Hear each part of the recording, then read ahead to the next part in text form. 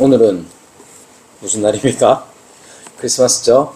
크리스마스는 그냥 기분이 좋은가 봐요. 우리 집에서도 이전에 없던 놀라운 일이 일어났는데 얼마 전부터 막 캐롤이 울려 퍼지고 있습니다. 그리고 춤추고 다니는 애 하나가 있는데 우리 막내야. 캐롤을 들으면서 막 오늘 아침에도 일찍 일어나서 막 책상 앞에 앉아가지고 불을 켜고 있더라고. 그래, 이거 크리스마스인데 공부를 하나 싶어서 딱 가봤더니 딴짓을 뭐 하냐 그랬더니 크리스마스 선물을 준비한다는 거예요. 내심 기대하면서 누구 거 그랬더니 내 거요 이러면서 그러면서 캐롤을 들으면서 즐겁게 춤추며 놀고 앉았습니다. 여러분, 메리 크리스마스라고 인사를 다 나누죠. 제가 보통 이런 거 잘 안 시키는데 한번 해볼까요? 자, 옆 사람하고 메리 크리스마스 인사 한번 해보세요. 야, 이런 거 제가 잘 안 시키는 거 알죠?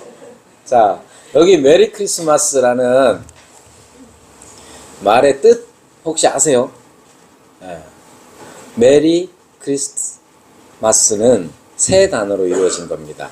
메리는 즐거운 이런 뜻이고, 크라이스트, 그리스도, 그리고 마스는 미사, 예배 이런 의미가 있어요. 그래서 이걸 이제 뜻풀이를 하자면 즐거운 그리스도에 대한 예배 혹은 그리스도를 향한 예배가 되는 것이죠. 그래서 옛날에는 축성탄 이걸 이제 교회마다 크게 글자로 반짝이 붙여가지고 해놨는데 그게 참된 메리 크리스마스의 의미일 겁니다.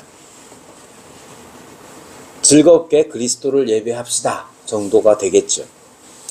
그러면 사람들은 이 말뜻을 제대로 알고 있는 사람은 거의 없을 거예요.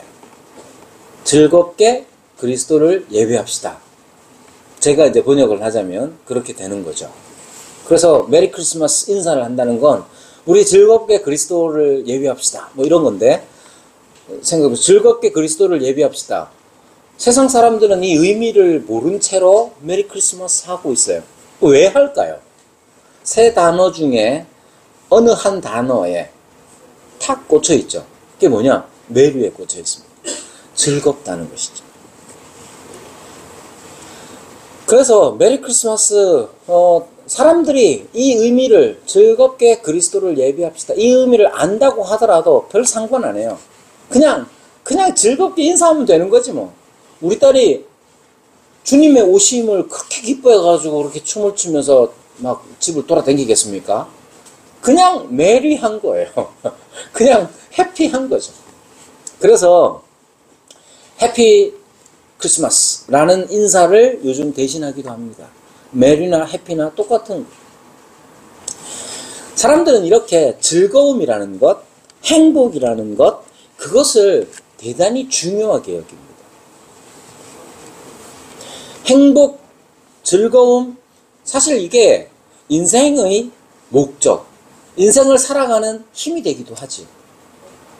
여러분, 그러면 행복을 목표로 삼아서, 행복을 목적으로 삼아서 사는 인생은 옳은 인생일까? 여러분, 어떻게 생각해요? 행복을 인생의 목적으로 사는 것이 옳은가 했을 때 그건 틀린 건 아니에요. 단, 중요한 건 행복이라는 것이 어디에서 어떻게 오느냐 하는 점이 중요합니다. 행복 자체가 죄가 아니에요. 저는 행복하기 위해서 삽니다. 그 틀린 말이 아니에요. 우리는 어때요? 우리에게 있어서 복이라는 것은 대단히 본질적인 겁니다. 그래서 행복한 것 자체가 죄가 될 수가 없고 그것을 목적으로 하는 것은 옳은 거예요. 다만 그 행복이 어디에서 어떻게 오느냐 하는 점이 중요합니다. 여러분, 그럼 한번 생각해 보십시오. 여러분은 행복, 즐거움 어디에서 찾습니까? 창건아! 창건이는 언제가 제일 즐겁노? 어? 잘 때? 잘 때는 아무것도 느낄 수가 없잖아. 자, 여러분, 행복이라는 것이 어디에서 어떻게 오느냐 했을 때 인생을 망치는 행복이라는 게 있습니다. 인생을 망치는 행복이라는 게 있어요. 그건 뭐냐 하면 순전히 자기를 중심으로 해서 자기의 감각이 채워지는 것, 자기의 감정과 감각을 채우는 일만 목표로 해서 행복을 추구하는 사람은 그것은 참된 행복이라고 할 수 없습니다. 그런데 이런 행복 추구가 이 세상에 너무나 널려 있고, 교회 안에서도 자기의 행복이라는 것을, 자신의 행복이라는 것을 자기 감각을 충족시키고, 자기를 만족시키는, 자기 즐거움을 만족시키는 것으로 행복을 찾는 사람들, 정의하는 사람들이 많단 말이에요. 언제 우리가 행복합니까? 언제 즐겁습니까?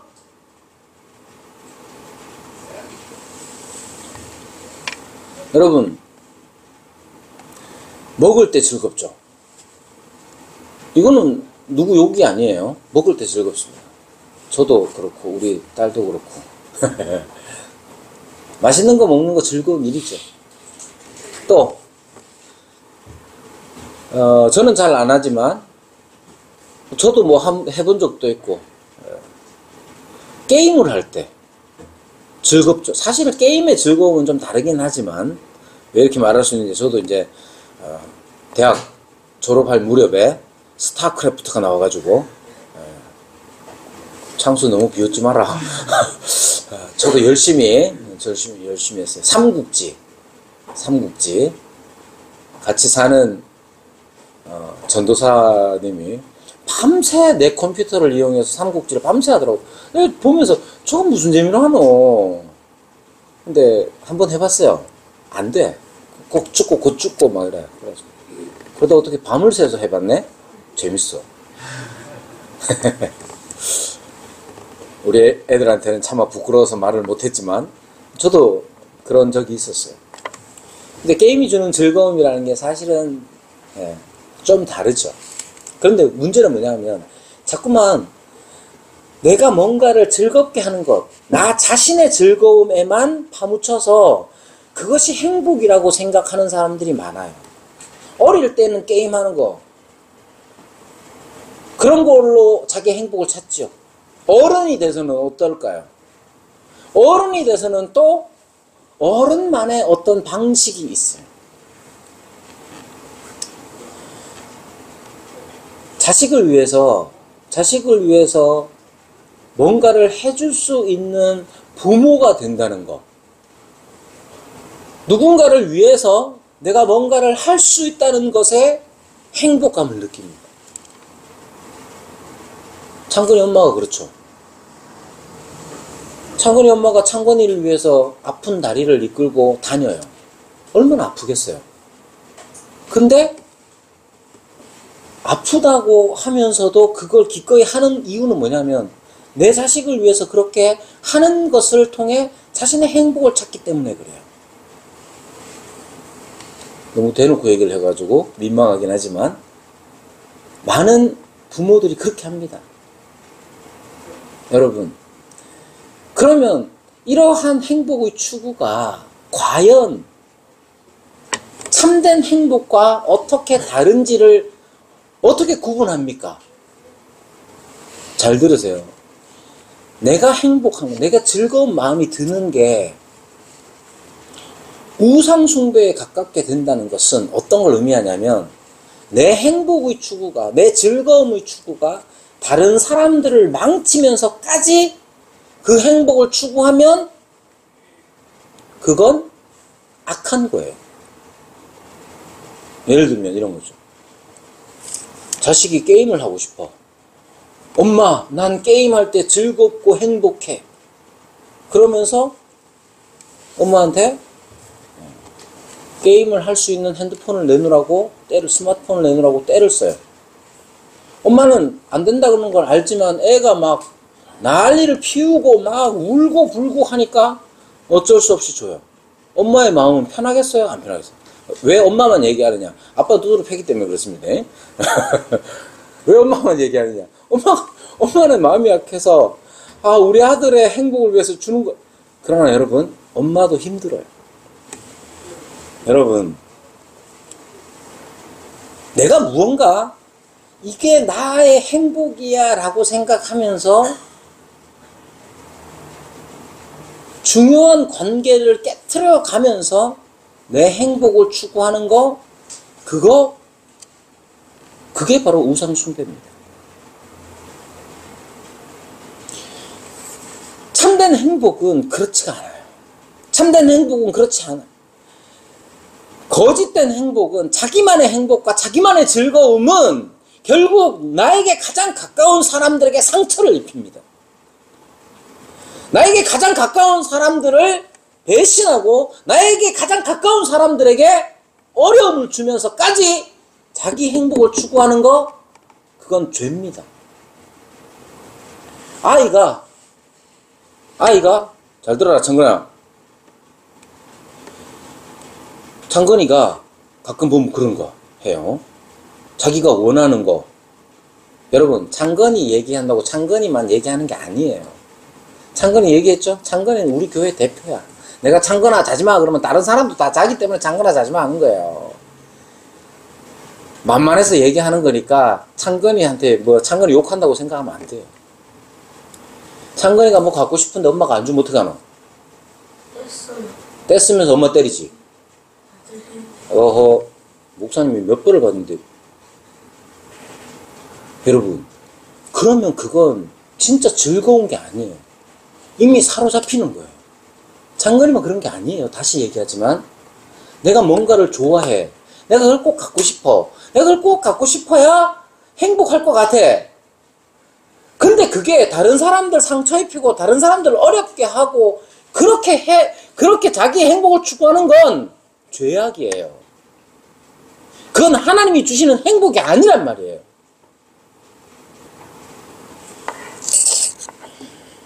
자, 여러분, 창세기 22장 읽어놓고 왜 우리가 창세기 22장 2절의 말씀을 들어놓고 왜 이런 말을 하느냐 하면, 지금 아브라함을 한번 생각해 보십시오. 아브라함은 어떤 사람이냐면 믿음의 조상이라고 불리는 사람이에요. 자, 믿음이 어떤 건지 우리가 어떻게 알 수 있느냐? 어떻게 알 수 있느냐 하면 아브라함을 봐라, 이렇게 하는 거예요.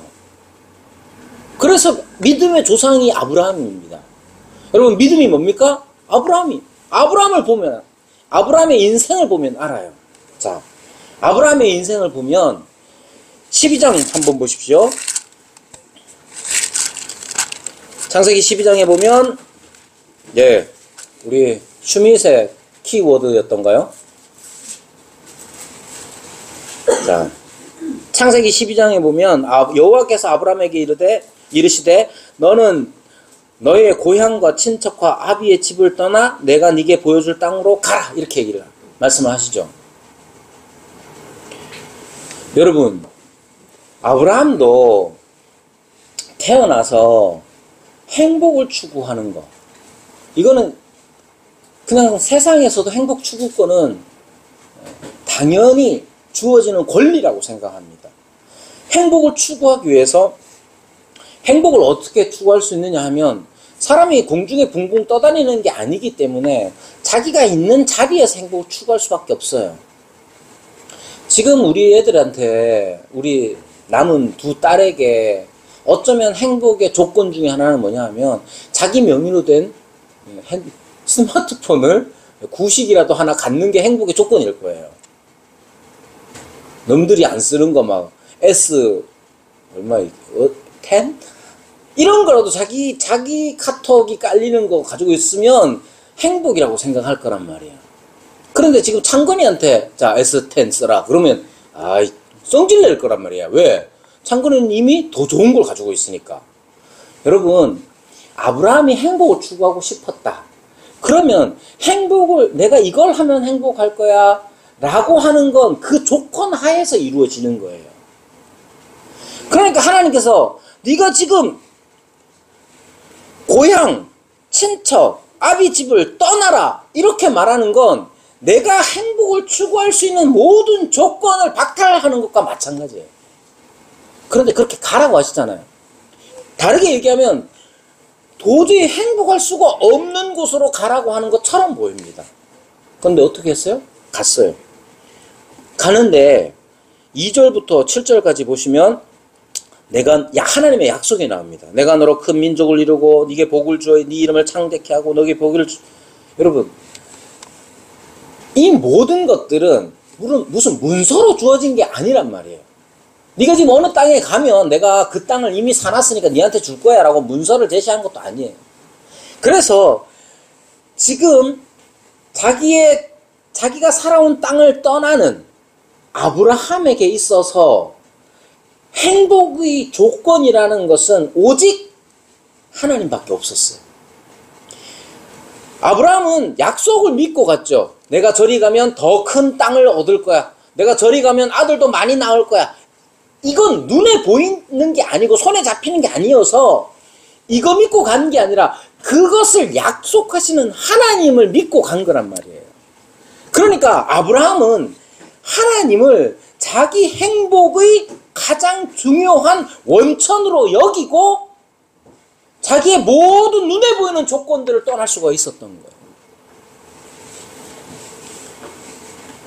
자, 그리고 하나님께서 약속하신 조건들 중에는 자손에 대한 약속이 있었습니다. 그것이 이루어졌느냐? 이루어졌죠. 우리 잘 알죠? 바로 이삭이에요. 그러면 생각해 보세요. 이삭을 얻은 아브라함은 행복했을까요? 이삭을 얻은 아브라함은 행복했을까요? 행복하죠. 저는 아직도 생각납니다. 우리 아버지가 우리 미나를 포대기에 업고 있던 장면. 제가 자주 얘기하잖아요. 아버지는 저에게 한 번도 단정한 적이 없었습니다. 근데 손주를 업고, 우리 아버지가 어렸을 때 저를 교육하는 것 중에 하나가 뭐냐. 야, 남자는 부엌에 들어가는 거 아니야. 이런 거 있잖아요. 어디 가서 맞고 오면 안 돼. 돌로 대가리 때려. 막 이런 식으로 막 우리를 가르쳤단 말이에요. 심지어 손주한테도. 절대 다정하지 않은 분인데, 우리 아버지가 손주를 업고, 포대기에 업고, 그것도 집에만 있는 게 아니고, 복도로 나와서 다니시는 모습이 선합니다. 왜 그렇겠어요? 너무 귀한. 아버지는 늘 하시는 말씀이 뭐였냐면, 내가 60 넘어서 본 손주다. 요즘 60 넘어서 손주 보는 일이 너무 흔한데, 그때만 해도 이미 외손주들은 있었거든요. 여러분, 하물며 손주가 그럴 텐데 100년을 기다려온 아들이 태어났습니다. 행복했을까? 행복했죠. 문제는 뭐냐? 그 행복이 너무 지나쳐서 오직 자기 아들을 향한 행복, 자기 아들만을 향한 행복, 즐거움으로 가득 차 있었습니다. 앞서 말씀드린 대로 자기 자신에 대한 즐거움이 참된 행복이냐 아니냐를 결정하는 건 다른 관계들을 깨트리고 있느냐 아니냐예요. 간단하게 이야기하면 아브라함의 행복은 결국 중요한 관계들을 깨트리기 시작했는데 그 대표가 뭐냐 하면 하나님과의 관계를 깨트렸습니다. 자, 여기 2절에 보면 우리가 들었던 말씀 2절에 보면 여호와께서 네 아들, 네 사랑하는 독자 이렇게 얘기합니다. 그냥 이삭 이러면 되잖아요. 왜? 이삭이라는 이름도 하나님이 지어주신 이름이잖아요. 근데 그냥 이삭 그러면 되는데 그 앞에다가 네 아들, 네 사랑하는 독자 이삭을 데리고 어떻게 하느냐? 번제를 드리라 이렇게 말씀합니다. 여러분, 여기에서 아브라함은 깨달았어요. 뭘 깨닫느냐? 번제를 드리라고? 여러분, 이 말은 야, 네가 그렇게 사랑하는 아들 그거 죽여! 이런 말이 아니에요. 번제를 드리라는 말은 번제를 왜 드립니까? 번제는 언제 드려요? 아무도 모르면 안 되는데.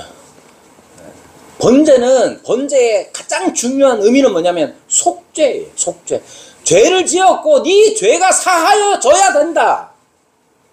그러면 앞에서 네 아들, 네 사랑하는 독자를 번제로 드리라면 네가 사랑하는 그 아들이 너만을 위하여서 다른 모든 관계, 특히 하나님과의 관계를 다 깨트려 가면서 네가 그 사랑하는 아들을 사랑하기 때문에 죄를 지었다는 거예요.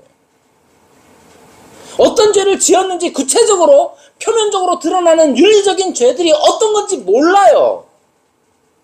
그러나 언제나 자신의 행복을 추구하는 사람들은 다른 관계들을 깨트리며 심지어 이렇습니다.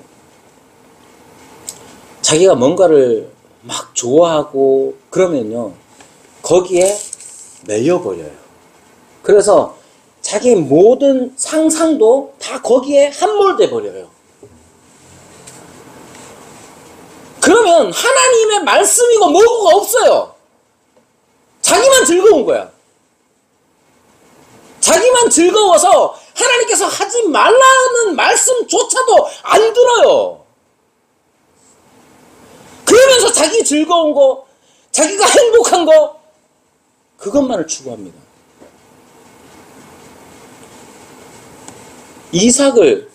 아브라함이 이삭을 어떻게 사랑했는지 잘 몰라요. 구체적으로 잘 안 나와 있어요. 그러나 대표적으로 이런 거죠. 이삭을 사랑하기 때문에 어쩔 수 없이 보이는 한 가지 행동이 뭡니까? 자기의 또 다른 아들 이스마엘을 내쫓는 거였죠. 그게 크게는 하나님의 뜻 안에서 이루어지는 일이라 할지라도 꼭 그래야 했던 건 아닐 거예요. 그럼에도 불구하고 이삭을 사랑했기 때문에 자기가 또한 사랑해야 하는 아들을 내치는 일들이 벌어지는 거죠. 여러분, 우리의 행복의 추구가 죄된 것인지 아닌지 어떻게 압니까? 나만 행복하면 되지, 나만 즐거우면 되지가 아니에요. 내가 즐거운 게 내가 사랑하는 아내를, 내가 사랑하는 남편을, 내가 사랑하는 아이를 상처 입히고 괴롭게 한다면 그건 참된 행복의 추구가 아니에요. 왜 그렇습니까? 하나님께서 이미 계명으로 주셨잖아요. 하나님께서 이미 주신 계명을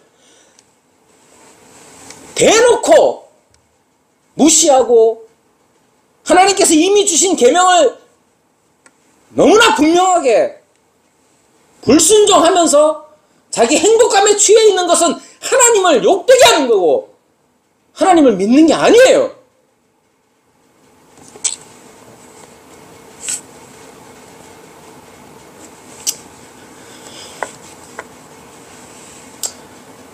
그래서 아브라함은 네 아들, 네 사랑하는 독자 이삭을 번제로 드리라 했을 때에 깨달은 거예요. 아, 나의 사랑이 하나님 앞에서 죄가 되었구나. 그래서 아브라함은 번제를 드리는 겁니다. 이거 아들 잡아먹는, 아들을 죽이는 비정한 신앙인이 아니에요. 이런 게 아니에요. 여러분, 하나님께서는 분명히 인신제사를 허용하지 않으십니다. 그때 당시에 고대의 인신제사는 너무나 흔한 일이었어요. 사람을 제물로 바치는 일은 너무나 흔해요. 어느 정도로 흔하냐? 여러분, 우리나라에도 사람을 제물로 바치죠? 알아 몰라? 심청이가 있잖아, 심청이가. 사람을 제물로 바치는 일은 대단히 흔하게 일어나는 일이었어요. 그거가 똑같은 게 아니에요. 자기 죄를 뉘우치고 하나님 앞에서 이 자식을 번제로 드리려고 할 때에 아브라함은 알고 있었던 것이죠. 어떤 걸 믿고 있었느냐면 하나님께서 분명히 길을 씻을 거다. 왜? 하나님은 분명히 사람을 제물로 삼지 아니하시는 분이니 내가 그 구체적인 답은 알지는 못하지만 하나님을 믿고 이 내 아들을 번제로 드리리라. 하나님이 어떤 수를 내실 것이다. 그래서 이삭이 제물은 어디 있습니까? 라고 물었을 때 주께서 준비하신다 이렇게 대답하는 거예요. 네가 제물이다 이렇게 얘기 안 하고. 여러분 맨 처음에 자기 고향 땅 본토 친척 아버지의 집을 떠났을 때 하나님을 행복의 원천으로 삼아서 믿음을 발휘했던 그 믿음이 다시 되살아나는 것이죠. 두 번째, 우리가 잘 아는 대로 수장이 대신 제물로 드려집니다. 그러면서 또 하나 깨닫는 게 있죠. 수장을 아들 이삭 대신 주님께 드렸다 할지라도 아브라함의 인생에서 거짓된 우상숭배에 가까운 행복의 추구가 한 번도 없었겠어요? 그렇잖아요. 우리는 여전히 어느 순간을 살아가더라, 어느 순간을 살든지 간에 여전히 자기의 행복을 우상으로 삼아서 살아가는 존재들입니다. 이런 우리를 위해서 우리 하나님께서는 어떻게 하셨느냐? 자기 아들을 마치 아브라함의 죄를 속하기 위하여 그 이삭을 번제로 드리라고 했던 하나님께서 자기의 아들을 번제의 제물로 삼으셨다. 왜 그렇게 하느냐? 우리의 행복의 추구에 이 거짓되고 우상숭배적인 이 죄악된 우리의 상태에서 우리를 구원하시기 위하여서 참된 번제물로 그 아들을 우리에게 보내신 거예요. 우리는 언제나 하나님의 번제물로 인하여서 속죄를 얻는다는 사실을 기억해야 합니다. 여러분, 메리 크리스마스, 해피 크리스마스에 이렇게 핏대를 세워서 성질을 내고 있는 김정원 목사님이 설교학을 전공을 했는데 저한테 묻더라고요. 목사님은 왜 그렇게 화를 내요? 왜 그렇게 화가 납니까? 이러더라고요. 화가 납니다. 어떤 면에서 화가 나느냐? 못난 내 모습 때문에 화가 납니다. 여러분들에게 소리를 지르는 게 아니에요. 나 자신을 향해서 나 자신 또한 하나님의 말씀을 듣는 거예요. 우리 모두는 나 자신의 행복을 위하여서 내 사랑하는 사람들의 관계, 내 사랑하는 사람들, 나를 위하여 나를 사랑하는 사람들에게 상처를 입히며 내 행복을 추구합니다.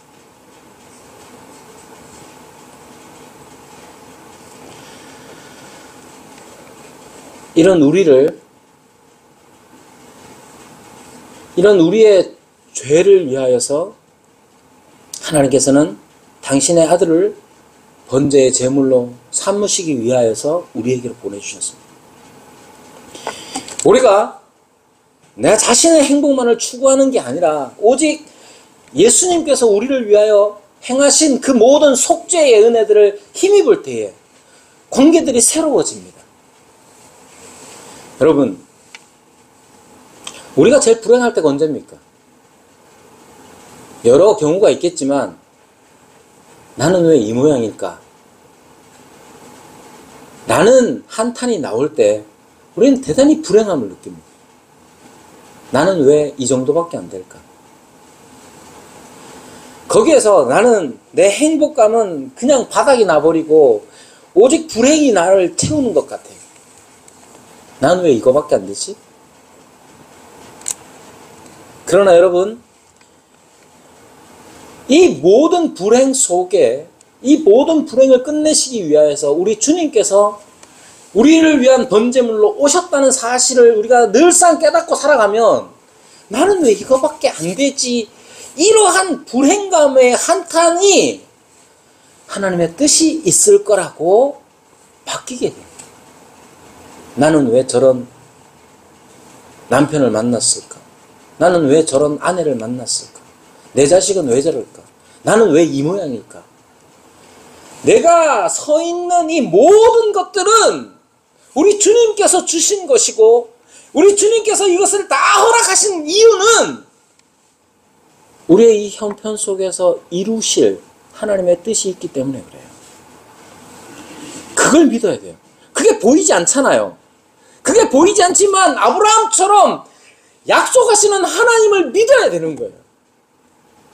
지금 내가 지금 있는 이 처지가 한탄스럽고 불행을 주는 일이라 할지라도 그것을 이겨낼 수 있는 건 우리에게 약속하시는 하나님을 바라봐야 돼요. 하나님의 약속의 증거는 우리에게로 오신 예수 그리스도예요. 우리의 죄를 위하여서 번제물이 되신 예수 그리스도께서 오신 이날에 우리가 함께 예배드리며 함께 영광을 돌려야 되는 것은 우리 하나님을 바라보게끔 하시는 분이시기 때문에 그렇습니다. 여러분, 성탄에 우리가 여러 즐거운 일들, 즐거운 말들 많이 할 수 있겠지만 주께서 오신 목적을 다시 한번 생각하기 위해서는 우리가 이 말씀을 기억하고 마음에 새기고 또한 붙잡고 기도해야 할 줄로 압니다. 우리 함께 말씀을 생각하시면서 기도하겠습니다.